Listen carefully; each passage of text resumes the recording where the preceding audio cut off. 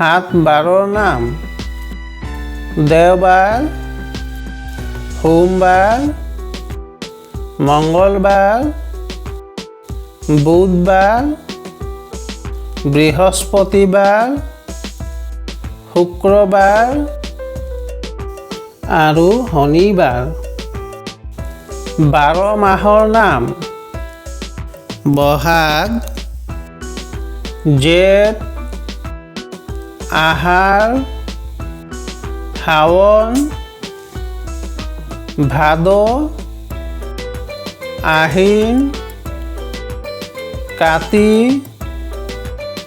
আঘোণ, পুহ, মাঘ, ফাগুন আৰু চ'ত।